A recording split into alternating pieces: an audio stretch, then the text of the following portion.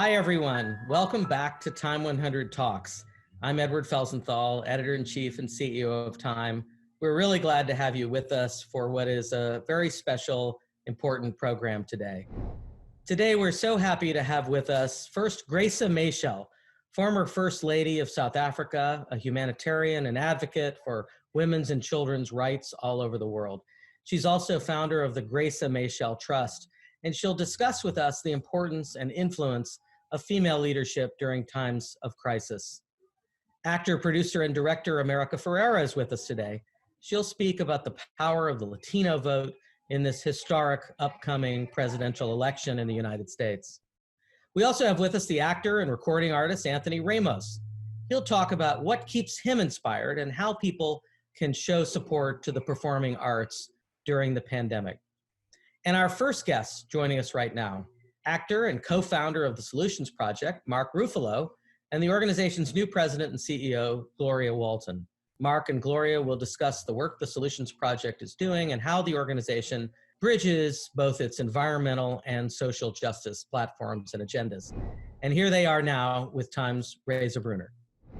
Hi, I'm Time staff writer Reza Bruner, and I'm joined today by Mark Ruffalo, award-winning actor and co-founder of the Solutions Project, and Gloria Walton, the organization's incoming CEO and president.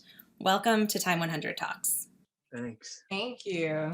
Mark, let's start at the beginning. Since 2013, the Solutions Project, which you co-founded, has distributed over $5 million in grants to over 100 people who are solving things, all working on climate and sustainability and equity issues. The goal is clean energy for all. You have a lot of demands on your time. You have a lot of different causes you could be a part of. Why this one? Well, kind of the way Solutions came to be and what it's moved out to be, it came out of frontline communities. I was living in a frontline community here in upstate New York. They were going to build out a huge fracking infrastructure here, and we were fighting it. And it occurred to us, well, if we're not going to use fracking, then we have to come up with another form of energy. And we basically went and found the science that showed us how we can move to 100% renewable energy.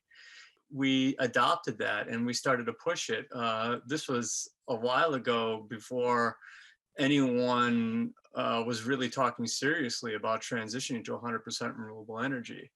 But we were seeing how effective that message was and how effective it was happening in small communities here. And we decided that we should make this bigger and go globally. And along the way, we started talking about equity. At first we were talking business, science, and culture together, but what we were missing from that was community. And as we got into community and working with frontline communities, we were seeing that they were already producing many of the solutions already. They were fighting as if their life depended on it, and it did. And so we started to transition towards taking this 100% renewable energy message and moving it to equity, which meant that this wouldn't just be for rich people, or this wouldn't just be for a certain kind of person. We realized that this was something that was affecting both race and class. And sorry, my cat just showed up.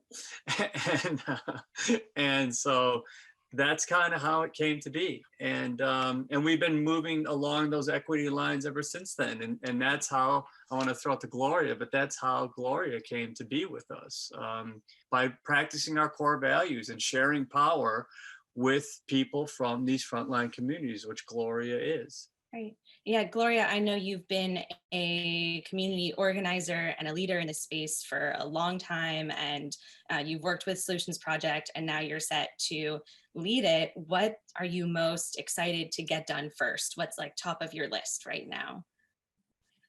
Most excited. Really joining forces with communities that have been doing this work for generations. When I think about my own story and how I connect to the Solutions Project, I was actually an inaugural grantee. I formerly ran an organization called SCOPE, Strategic Concepts in Organizing and Policy Education. And I started as an intern there and was at the organization for 16 years, ran it for 10 of the 16 years. And for us, we realize and just know that it's our communities that live at the intersections of all the issues. And we actually saw climate as an intersectional issue.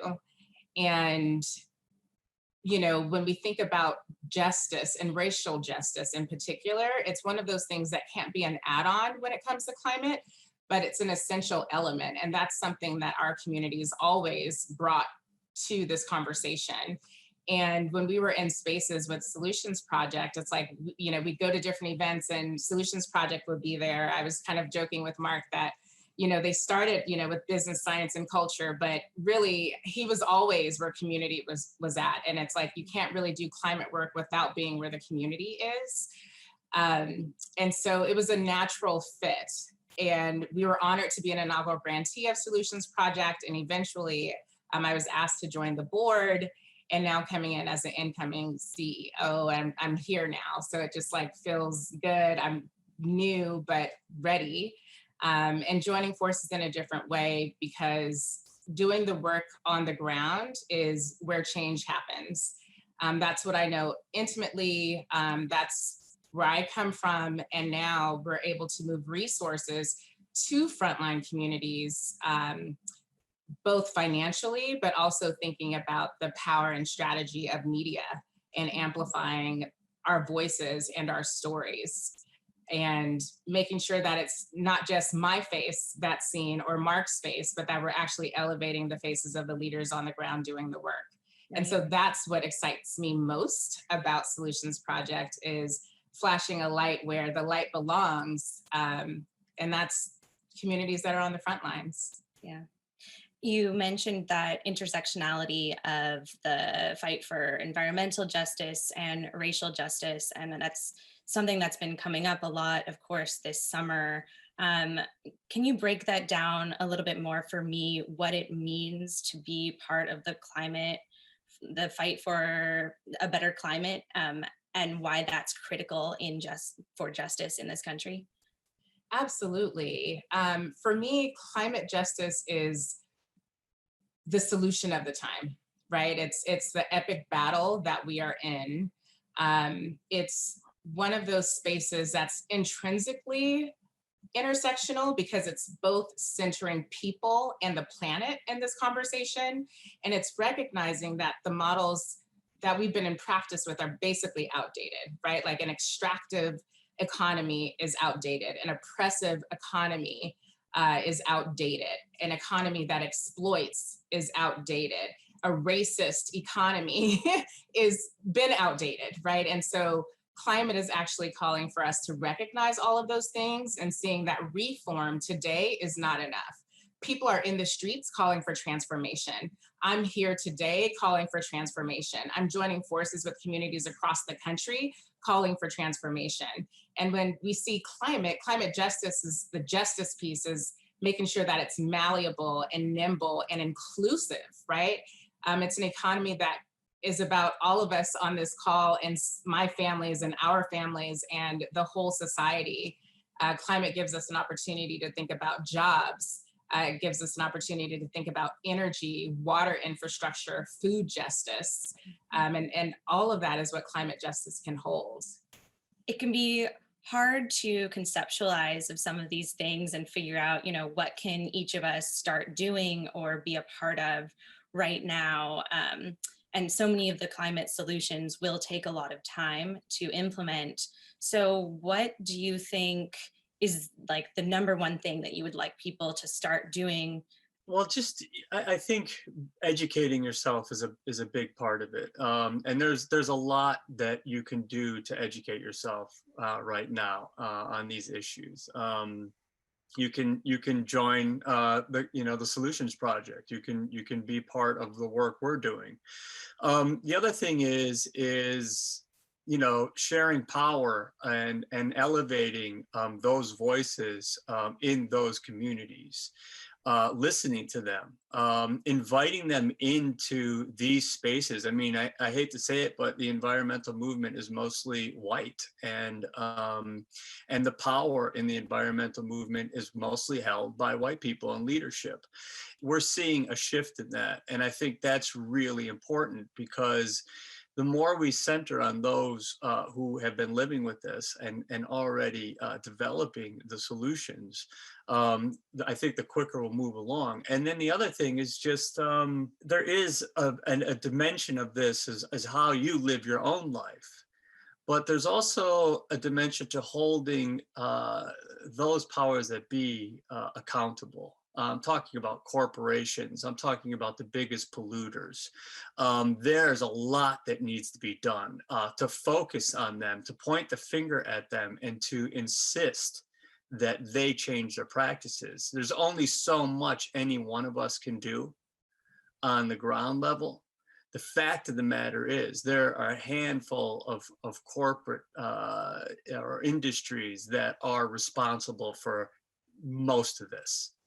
And it's time that they start to change their practices and that we hold them accountable for it. It's one of those things, like, I think it's absolutely right that the power has not been in communities that are on the front lines, communities that are the first to die when it comes to environmental degradation, and often the ones who have the hardest time recovering. And that's poor communities, that's Black, that's Indigenous, that's communities of color, immigrant communities.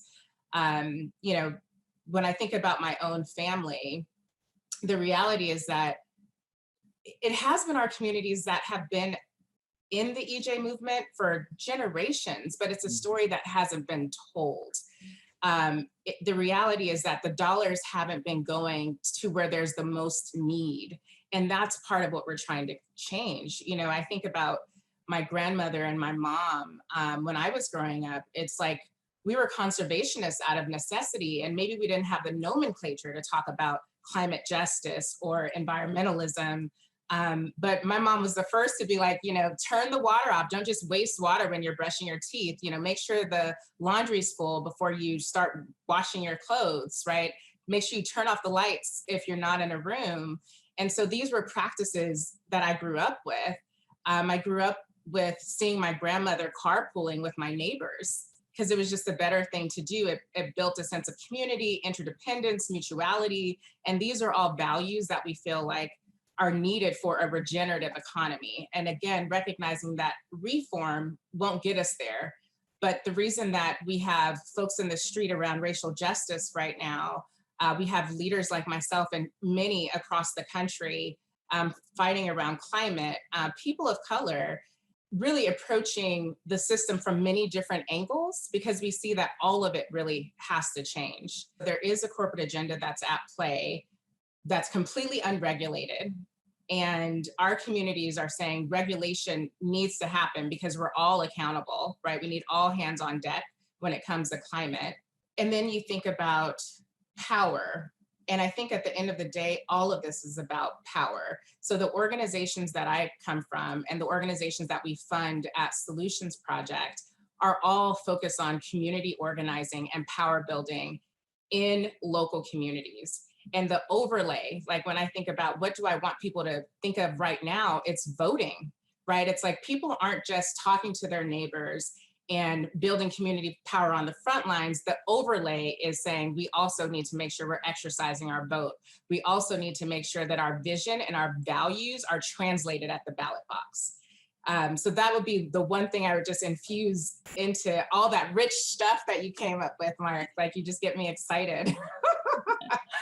We riff all the time. So that's what we're like great at, is just getting together and like brainstorming. Braiding. Exactly. Well, what's really intrigued me in getting to know more about the Solutions Project is that focus on grassroots activism, of course, and especially the focus on supporting BIPOC and women in leadership positions. And as you mentioned, Gloria, you were a grantee yourself. Mark, you've penned op-eds about feminine leadership and the importance of having women in power. What do you think women are bringing to the table right now that's new or different in 2020?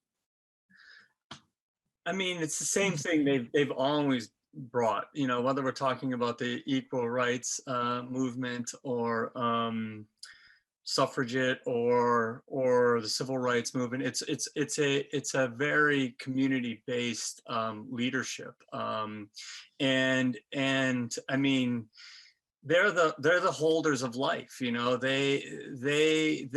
are the ones at the end of the day who have to keep their babies alive. I mean, they're the ones that have that direct connection. Now, I don't mean to make a mass generalization like that, but there's an understanding there that I don't know that all men have about these things, about community, but also just in their leadership style. They're more inclusive. They're less ego driven. And this is just from my experience.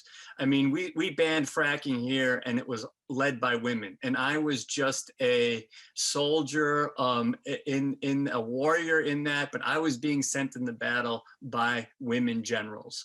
And what I noticed about them was when they got the call from the governor to say, hey, let's make a deal, they were like, nope, we're banning fracking, and that's it. And all the guys were scrambling to get close to power, to sit next to it, to feel it, and they stuck with the message. They stuck with the ideology. And that's what I've noticed again and again and again. It's a kind of commitment that is unshakable, that has nothing to do with personality, has nothing to do with self-aggrandizement or ego. It's all about taking care of the community. And then just having some balance. When you look at Congress, it's all, it's mostly just old white dudes. And how can you have balance? I mean, we need balance. Balance is balance. Balance is what shows us what we don't normally see. Especially right now, when we're seeing how things have broken down and we have a chance to rebuild, I'm curious if you see Solutions Project playing a new type of role, or the people that are involved in the projects that you support playing a new type of role in the recovery process as we go forward. Absolutely. The organizations that we invest in, again, are led by Black, Indigenous, immigrant, people of color, women of color, right? That's who's doing the work on the grounds. And we were doing it yesterday. People are doing it today. And our groups and communities will be doing it tomorrow. I think all too often, we're so used to dominant theories of change where we have like one person in elected office that's on the inside, and they're gonna figure it all out for us. But what we're seeing today is that people are actually waking up to the power of what it means to be in community, what community-based power looks like, that community-based power can deliver, and that it's actually imperative, right? Like, it's not enough to have one person on the inside of an institution that is being pulled to the right towards corporate interests, as Mark brought up earlier, towards financial interests versus interests of the community, right? Like, if you're on the inside and you're pulled towards the right, you're really going to be fighting for what's possible within the inside of your institution versus what's needed with local communities. So all of us on the outside are now understanding that the only way for it to be effective is to have both inside-outside strategy and holding folks on the inside accountable to our interests, because the power is here. Everyone that we put in office is supposed to represent our values. And when they're not, it's on us to make sure exactly that story changes. And we have representation that does. On that note, thank you so much, Mark and Gloria, for taking the time to talk with us. Learned so much from you today. Thank you. Thank you so much for having us. Thank you, Mark and Gloria, for joining us, for being with us today. And thank you, Reza, for that really informative conversation. Next up, we have Graça Machel, the former First Lady of South Africa, the founder of the Graça Machel Trust, a humanitarian devoted to women's and children's rights all over the world. She'll be speaking with my colleague, Aaron Baker, our Time Africa Bureau Chief. Hi, I'm Aaron Baker, Time's Africa Bureau Chief, and I am joined today by Graça Machel, an icon and advocate for women's and children's rights around the world. She is also the former First Lady of South Africa, married to President Nelson Mandela. Madame Machel, thank you so much for joining us today. The Graça Machel Trust is now launching a new investment vehicle focused on helping women-led enterprises. In emerging markets such as Africa, only 9% of venture capital goes to women. Why is that? And what are some of the other barriers to female leadership in both the political and entrepreneurial space? First, thank you for having me this afternoon. In my experience of working with women's rights, I came to a conclusion that we have made some strides as far as the presence in positions of leadership, political leadership for women. We still have a long way to go, but it is where we have made more visible and sound progress. Very little has been done in the economic sphere. If I ask you, who are the faces and the voices of women, of African women entrepreneurs today, you would be in trouble to find 10 of them. So the Graça Machel Trust decided to focus on promoting entrepreneurship for women to contribute, really to democratize the economy, if I can put it this way, as a way of we as Africans transforming our realities, which we call always of poverty, but building on the skills, on the energy and, dynamics which women have shown, even if it's in the informal sector, but that our families and our communities rely greatly on the entrepreneurship from women. So we want to bring this to the formal sector, in which we can see more and more from top, from medium, from the lower level, more women who take up opportunities, they drive with them, and they contribute not only to transform the economy for the well-being of our people and overcome poverty, but also to transform society.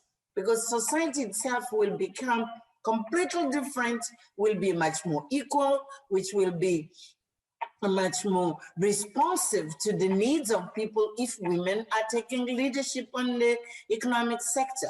So this is why the trust decided to focus on this area. So economic leadership will translate into political leadership down the line. Definitely, because we believe also that when it comes to political leadership, there is nothing you can be successful about if you don't transform the economy to serve the millions of your citizens. So we are bringing an area which has not been so clearly focused on and bringing to the center, one of the economy, and from the economy to be at the political, not only political transformation, but the transformation of our societies. But you were asking, what are the barriers? Barriers are so many. That's why in our approach as Graça Machel Trust, we are not only concerned with it, bringing women to the center. It's precisely because they have to be able then to remove exactly the barriers you are talking about, the obstacles. And for you to do this, we opted to work through networks, because one individual alone will not change systems. But if you have a network from national to sub-national to sub-region and to continental level, you join efforts, you join expertise and energy, and then you can confront whether it's government, whether it is the private sector, whether it is the public sector, which sometimes has to make it easy for business to run, then you will be able to succeed because you bring the strength of the collective in removing barriers. So it's two things. One is that we need to multiply really in thousands and hopefully in future in millions, women entrepreneurs. But on the other hand is to say, working through networks, because networks will enable the removal of barriers, which one individual, no matter how brilliant you are, alone you can't do it. Over the course of your career, you have been able to watch good leadership in action. What are the ingredients that go into making a good leader, and how do we foster those qualities? I would perhaps use the example of why I believe women's leadership is more effective. It is important to align your mind, the brilliance of your mind, but with your heart. You need always to take a vision in which you don't talk of markets as numbers, but you talk of people. You see, any number represents people who have aspirations, who have needs, and who have beliefs. So to lead, you need to take this into account, not only your brilliance of your mind and the numbers you can produce. So a good leader for me is someone who manages to align the two, the mind and the heart. And the best of people I have met, one, they are women in this case. Second, even the best of leaders in the world, you'll see that they have what many people call, empathy, they call compassion. And I'm putting in my words, it's exactly that they always have the face of the people when they have to make decisions. This, for me, it's a fundamental. And if we come, for instance, to the example of the crisis in which we're still navigating with the COVID-19, have you realized that the best countries which have really navigated better, this COVID, are led by women? Is it by chance? Perhaps we need to understand better what is it which the women's leadership brings to the table to humanize leadership. And I'm saying to make it much more human and to make it much more effective because it carries people with them, So this is one example of the good leadership you could talk about. The other one, the other elements which I think it's always important is collective. A leader can be brilliant, can be doing extraordinary things, but you don't move a nation alone. You need always to have a collective which shares the vision, which shares the commitment, which really is driving a much more broader combination of the willing of the people, the skills which are existent in the country, and also make sure that everyone is on board and they share the vision. And you build a kind of a national pact around which everyone knows where we are going in the next 3 years or 5 years or 10 years. So I think it's important that one, it's really how as a leader you align yourself, but it's the collective you have, and the collective has to be grounded and building on the broader society to bring it together as a pact, and then success will be achieved.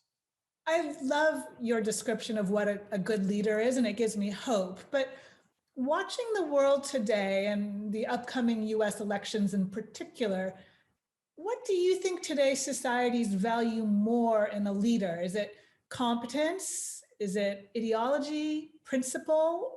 My view is that the part of the crisis of leadership we're facing today, it's because we are focusing too much on personalities. And that is going always to create a sort of a void, because you need to have clarity on the vision which the leader is calling on the whole of society to rally around. And many times what we feel today is that they are lone leaders who are trying to play on their own personality. Their own people are not there, and people of the world are not there. So I think we need to encourage and to promote the type of leadership which is really committed to the common good. And the common good will be not only defined, but achieved when, in my view, the kind of collective that we're talking about and bringing much more people. So I think the leadership style which is prevailing today is a problem. And we need really to go back to the point where we can promote in the young generation of leaders who are coming a different kind of leadership, which is based on interests of the people, which is based on a collective pact in which we move around, in which every single person in a country, in a nation counts. You don't leave, as the UN says, you don't leave anyone behind. Absolutely. But how do we move the young generation away from this focus on personality and more on these broader issues that you raise?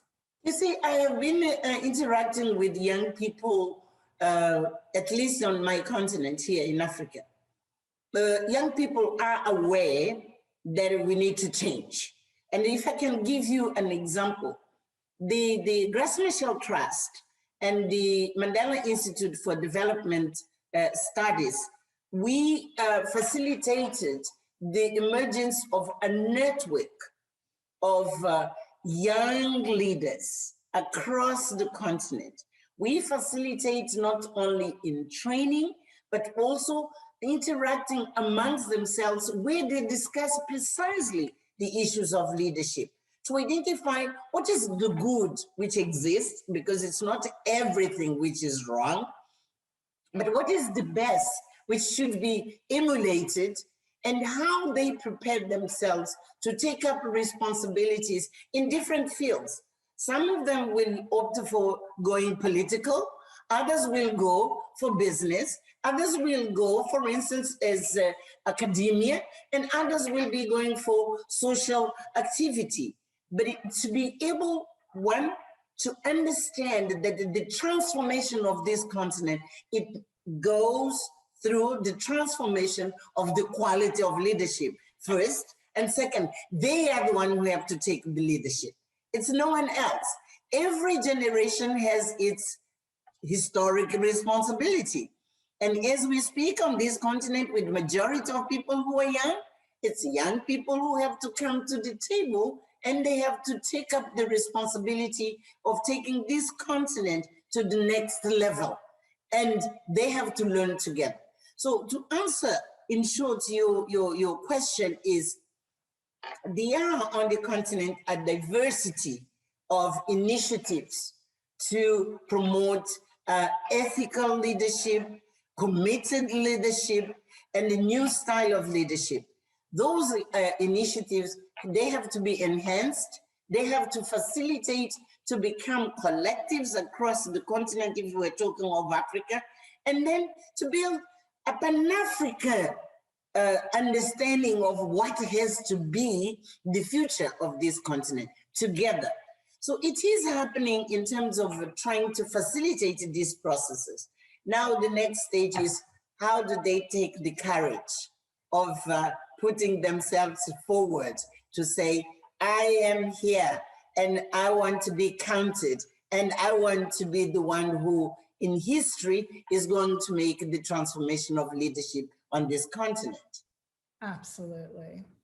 Now, you mentioned earlier the coronavirus pandemic, and it's raised a lot of questions about how our societies function. It has laid bare the devastating impact of racism, poverty, and inequality in our societies. When we talk about building back, how do we make sure that we build back better this time? First, I think we need to take a deep reflection to identify where we did wrong.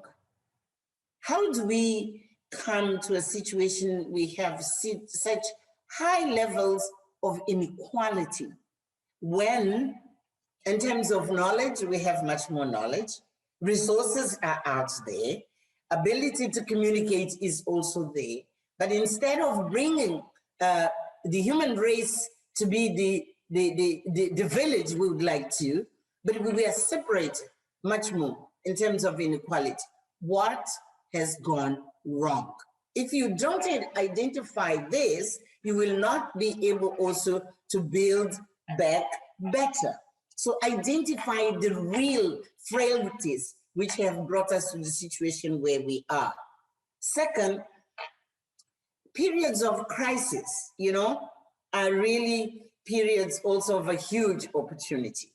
And this is an opportunity which shouldn't be missed.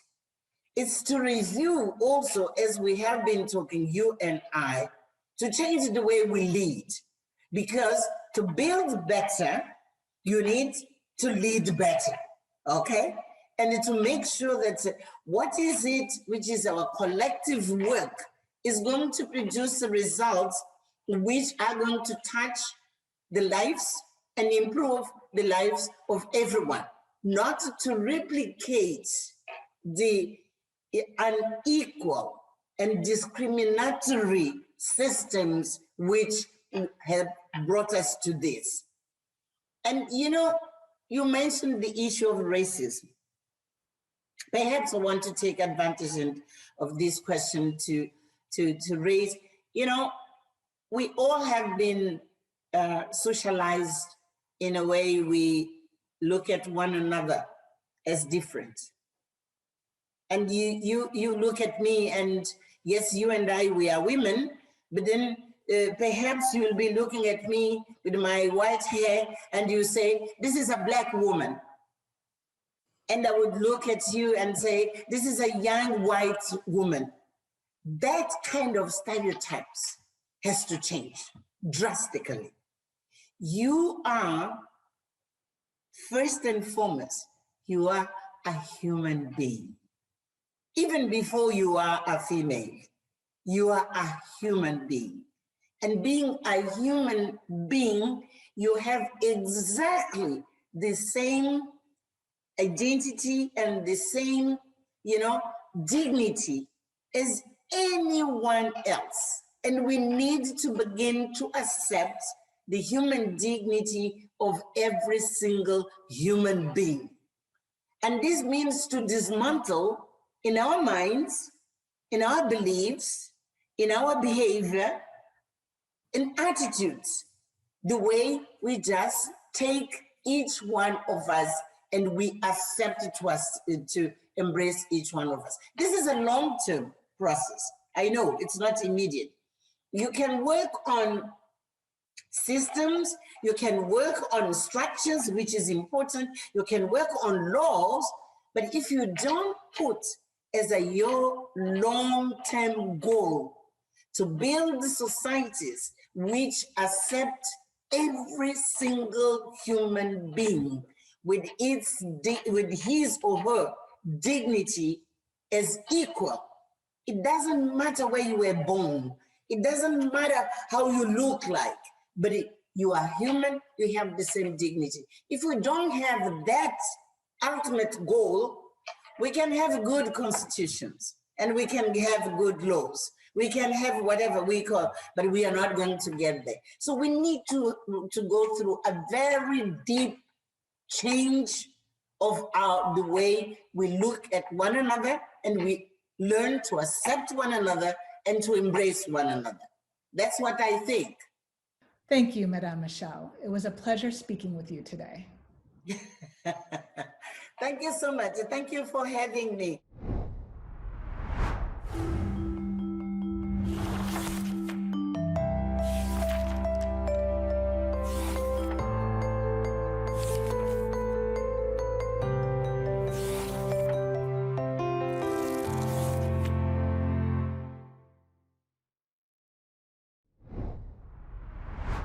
Welcome back to Time 100 Talks. So glad to have you with us and hope you're enjoying the program.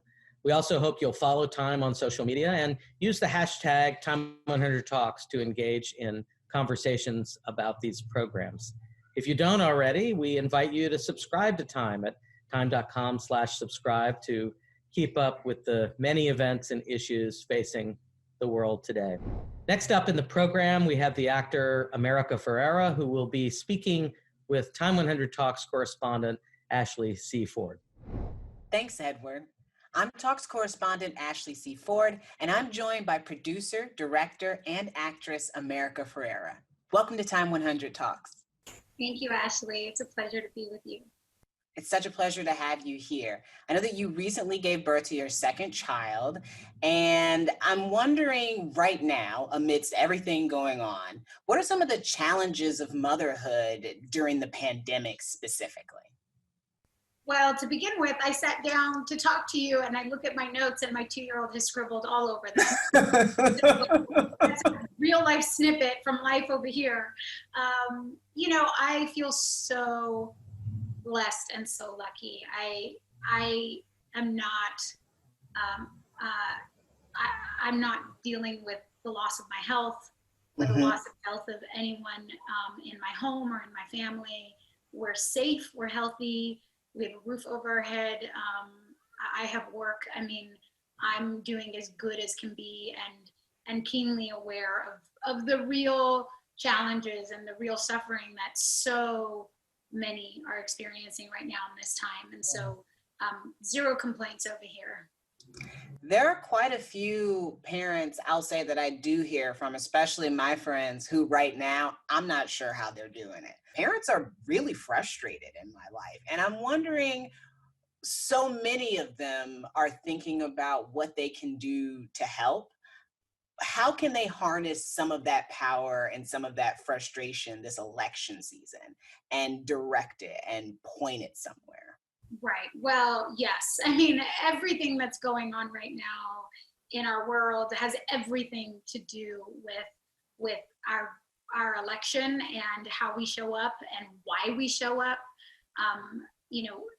This pandemic has only exacerbated and magnified all of the inequities that exist within all of our systems: healthcare, education, gender equality.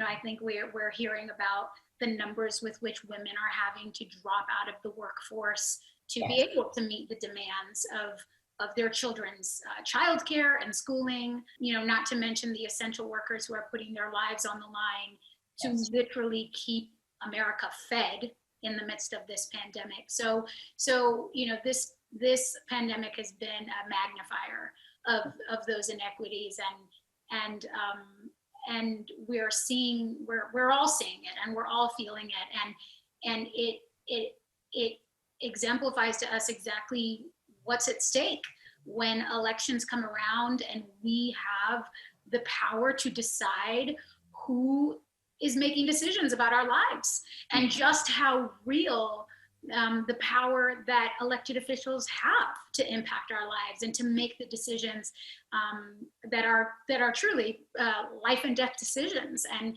certainly decisions that affect our livelihood and affect our children. So everything is always at stake, but this year it couldn't be more clear why we all need to be all hands on deck, doing whatever we can to get people to participate in this election, which is not on November 3rd. This election is now. It's happening right now. November 3rd is when the election ends, but the election is now, and we need to be empowering and resourcing our friends, our families, our communities to understand, what's at stake and what the added challenges are this year in having our votes count and matter in this election. So there is a role for all of us to be playing right now. Can you tell me a little bit about the genesis of She Se Puede, the organization that you're a part of, and your involvement with it? I want to know more about what it is, what it means, and what you guys are going for. Yeah, absolutely. Thank you for asking. Well, No She Se Puede is a new online community and platform for Latinas by Latinas to celebrate us, to affirm us, to inform us, to see our power, to know our power, to embody our power, and to act from that power. So that means everything from our work to our workouts, to our, cooking in the kitchen, raising kids, not raising kids, and using our power publicly in our civic engagement. The genesis of She Se Puede came from a group of super powerful Latinas from all walks of life, organizers, activists, women in the business world, in the research world, in entertainment, such as Eva Longoria and myself, who are 2 of the 10 founders of She Se Puede. And really, we gathered to talk about how we were going to take responsibility for turning out Latinas in this election.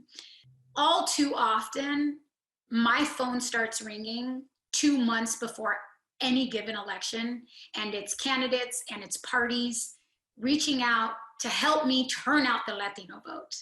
And it's underwhelming at best, and it's insulting, both to me and to our community, that the engagement and the power building within our community is still at such a transactional level for elected officials, for campaigns, and for every party. Really waking up in the last moments of an election to how important the Latino vote is. We've known this. We've known that we're the fastest growing demographic in this country, that in this election, there are 32 million eligible Latino American voters. That is the second largest ethnic voting bloc outside of white voters. Latinas specifically are the path to victory. They will be the deciders in this election. In states like Florida and Arizona, yes, but in states where we don't often think about Latinas having a deciding vote, like North Carolina, Michigan, Wisconsin, we are present in these states in numbers that are the margin of victory or the margin of defeat. And so energizing and resourcing Latina voters is going to make the difference in this election. And it shouldn't be a Latina issue. It should be an American issue. The future of this country depends on Latino voters being enfranchised. And it has to be about the whole health of our democracy. And it can't just be a Latino issue. It has to be an American democracy issue. There are so many people right now that I hear them say, what does it matter if I vote? This process isn't built for me. This process never even had me in mind when it was being made or refined. What does it mean for me to participate? This is not the time to give up because everything is at stake. And for the moment, we still have a semblance of a democracy. And if we want to have that democracy on the other side of this election, this is the moment to show up and to lean in. And it's true that it is a vastly imperfect system that is designed to benefit those who can access it. And therefore, there's been so much intentional suppression of so many of us being able to access it. This is the moment for all of us to do everything we can to make the vote as accessible as possible to every last person who wants to be able to participate in democracy. Because my biggest fear is that on the other side of this election, we won't even have the opportunity to exercise our vote in anything that resembles a democracy. And so everything's at stake in this election. And we should be afraid, and we should look at the reality of what has ensued in this country and know that not only can democracy go away here, it is going away here. And it has never been perfect, but the only way that we save it and have a chance towards making it better is to do everything we can to show up and to allow other people to access the vote and to show up as well. You know, polls are finding that a lot of young Latino voters are mobilizing around the racial justice movement that's happening in this country right now as well.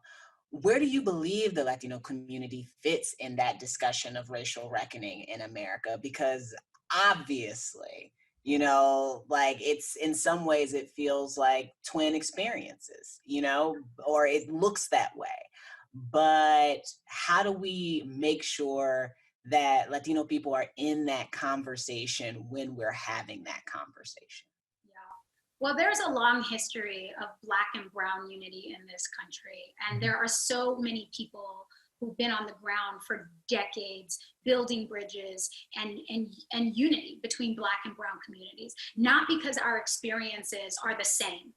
Right. Not to erase what is different about being in a Black body versus being in a brown body or being in a Black Latino body. I mean, they're all very different experiences. But what we know is that the systems designed to oppress Black bodies are the same systems that oppress brown bodies and Latino bodies and Asian bodies and Indian bodies and bodies that wear turbans and female bodies.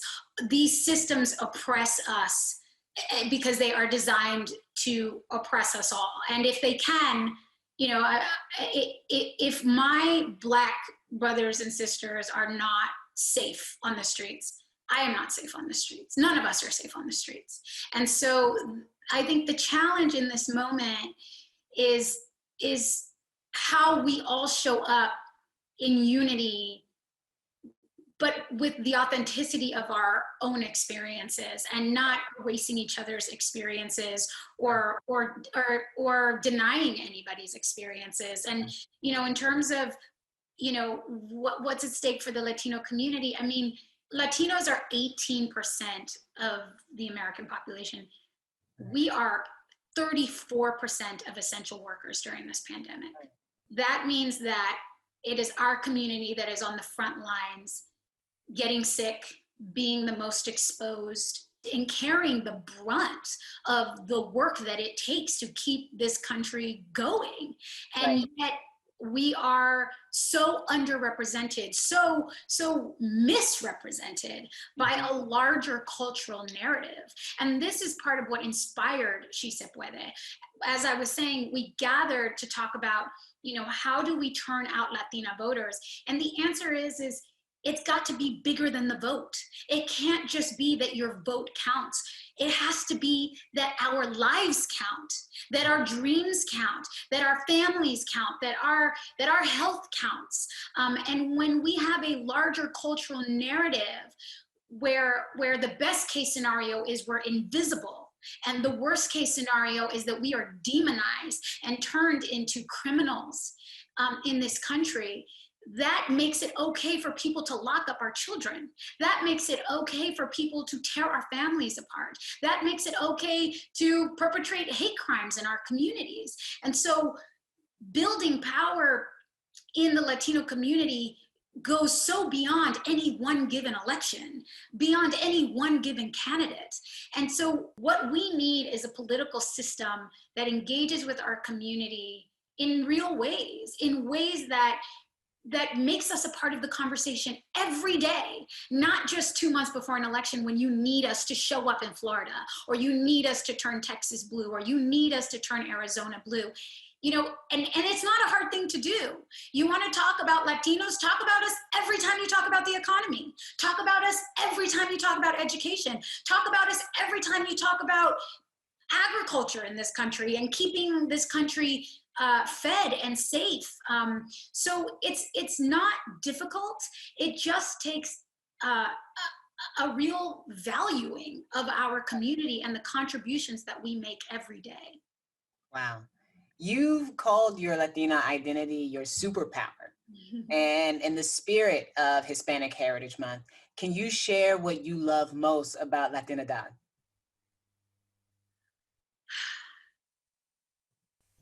What I love most about my Latinidad is that it's unique to me. There's nobody else whose experience of being a Latina is exactly like my experience of being a Latina. There are shared experiences that sure bring us together, but I had to go on a really long journey to even allow myself to claim my Latina identity, because I grew up in a country that told me I was too Latina, you know, to be American, and too American to be Latina. And so that, where does that leave you? That leaves you nowhere. That leaves you feeling like I don't belong anywhere. And I think a lot of particularly first generation, second generation Latinos and Latinas in this country have had to go on a specific journey to claim their identity as Latino Americans and what it means to them to be that. And I think the thing that unites us is a real love for life and a real lust for life and for hope. You know, so many of us, our parents immigrated to the United States of America because of hope, because of what they wanted for their children, because they knew or dreamt that it could be better. And so that runs in our DNA, and it's how we're programmed to wake up in the morning and say, how do I achieve those dreams that my parents or my grandparents sacrificed everything for? And so that runs through so many of us, this notion that things can and will be better if we just keep showing up. So that's part of what I love about my Latina identity. America Ferrera, thank you so much for spending time with us today. Thank you.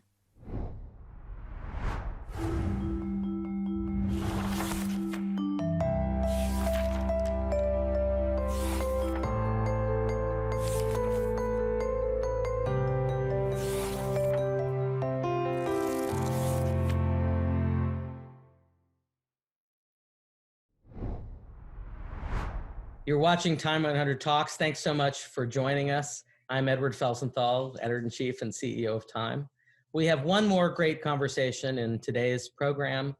Time's Reza Bruner is back in conversation with the actor and recording artist, Anthony Ramos. Hello, everyone. I'm Reza Bruner, and I'm back with actor and recording artist, Anthony Ramos. Welcome to the show. What's up? What's up, Grayson? Thanks for having me. Absolutely. So Anthony, I want to jump right in. One of the industries that's been hit particularly hard during the pandemic is the performing arts. How can people support the industry during this time? And what has your approach been so far to being a part of those conversations? Well, I'm grateful that like certain corporations or certain big businesses are kind of stepping up and really doing their best to give back to small venues. I did this commercial recently that just came out with Crown Royal, and I did a collaboration with Ari Lennox of Sly and the Family Stones, If You Want Me to Stay, and that came out a couple weeks ago, I think, and you know, the song got the amount of streams that it needed to hit for them to donate. They donated $500,000 to Main Street Alliance, which is a nonprofit organization that they help raise money for small businesses, and right now they're focusing in on bars, clubs, and stages. You know, that's their focus right now. You know, and you know, I've played the Rough Trades and the El Rey theaters and the, you know, and the Peppermint clubs and the, you know, the House of Blues in Houston. Like these are the spots that have welcomed me and that I've played, right? And I've played, and it was just such a blessing to be a part of something like that. And I think it's finding ways for our art to meet activism, and for us to find ways to, maybe, you know, do an Instagram live for 15 minutes, and you raise some money for small businesses. If there was a club you love watching shows at, there's a bar you love seeing live music in, just, stop by, hit them off, maybe, you know what I'm saying? Give them a donation. If they open, go in, buy some food or something, get a drink. Like, this is how these places stay open. So you mentioned that intersection of art and activism, which seems to be a common thread recently in your work, and the response has been so positive to things like the Stop music video. Do things like this encourage you about our future? What's giving you hope right now for what comes next? We're obviously in a month with an election coming up that's going to change a lot. So where are you getting your optimism right now? I mean, to be honest, I'm really grateful for the artists who are really putting it on the line to, and they're really going all out to really just tell stories and tell the truth, and it's just amazing to see people use their platforms. Like I loved the Baby's performance. Mm-hmm. I can't of Rockstar, but I know he did that remix where he was performing on top of the cop car. Like, I was like, man, like, how inspiring is that? How amazing is that? Like, this guy's got this hit record, and he flipped it up, you know, to really like, you know, to really speak on the times right now, and his live performance reflected that. And, you know, I mean, you know, artists are doing that more and more, you know, and it's just really dope to see people like taking that leap. And like, I'm just inspired by them, you know, like, you know, that's why in Stop, you know, we you know, I've this guy named Anthony Payne, whose story is incredible. He lost his job being a hairstylist at the top of the pandemic. George Floyd was murdered, and I think, like the rest of the world, Anthony was so inspired by like, he was just so inspired by the movement and by this kind of like this revolution that was being sparked from this. And he was like, yo, how can I use my gifts? Goes back again to what we were talking about. How can I serve? How can I use the thing that I've been gifted with, which is cutting hair, which you know, and making people feel good about themselves when they get up off that chair, right? That, and, you know, and it's like, yo, like, he decided, I'm going to take this to the streets, and I'm just going to cut hair. I'm going to give a location every day on my Instagram where I'm going to be, and I'm just going to cut hair, and every donation, and it was just donation based, and every donation for a month, he donated to business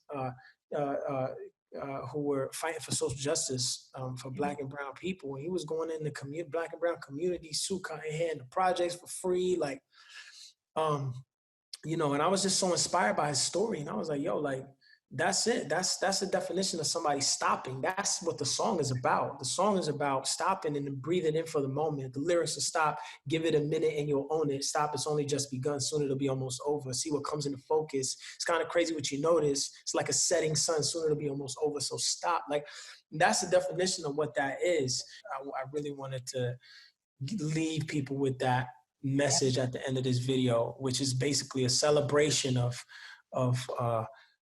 using our gifts and serving and action and getting out there. The video is all about, yo, get out there. Like, let's just like love one another, get out there safely, right? Like, but wear your mask and do, you know, take all the precautions, but also let's not only get out there and use our gifts, but let's get out there and use our right to that so many people have fought for us to have. Absolutely.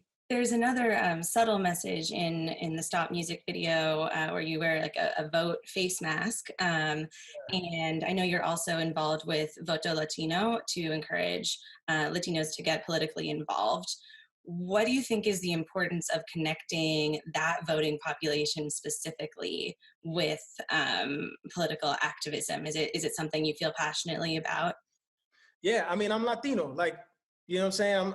I think that's, you know, and I want to encourage other Latinos, Latinx to get out there and vote. I mean, I can only, you know, I can't speak for the whole Latin community, right? I never try to do that, right? I think it's just about me, like thinking about my own personal experience as a Latino from Bushwick, Brooklyn, growing up around a lot of other Puerto Ricans, Dominicans. Like, you know, we grew up in a community where we felt like government officials and even our local, council members didn't care about us. But then, you know, really it's just like, well, who are we voting in? Are we even taking the time to vote anyone in? Are we even taking the time to look who's on the ballot? Like, are we showing up to community meetings? Are we even holding community meetings? Like, what is that? What does that look like? Like, do we know what the local,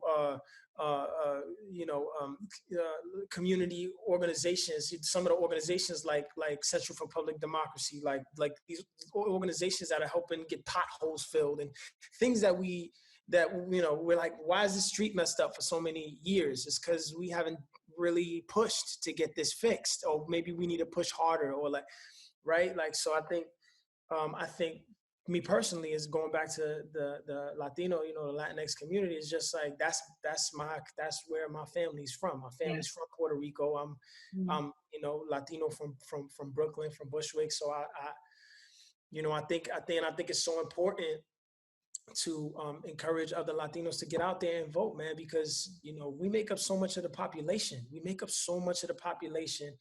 And our voices are so important in every race. And I think just our voices are not only important in the voting space, but our voices are important in the entertainment space too. I think over half of the streams on Spotify last year, something tallied up to all Latin artists. Yeah. I'm like, yo, if that ain't proof that we hear and our voices matter, and we should really like take it seriously and really like band together and come together and encourage each other to keep pushing and to keep getting out there and to keep, you know, like and to keep using our art and our whatever we've been gifted with, whatever it is. It doesn't necessarily even have to be art, you know, whether you're a teacher or you're a fireman or whatever you do, like using our platform, using our gifts or our jobs to I guess encourage change, right, and push for change in our communities for the better. Like that's why I got involved in Voto Latino, and that's why, you know, that's why I you know speak out on so much, because I'm like, yo, like, come on. Well, so it happens to be Hispanic Heritage Month this month.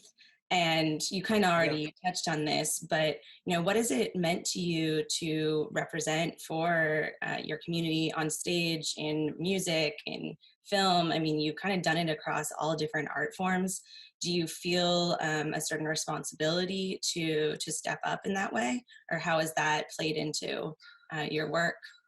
I do. It plays a big part in my work. I think, you know, like for instance, look, my music, even in the pop space, right? We look at a lot of pop artists. We don't see a lot of Latino pop, mainstream pop artists, right?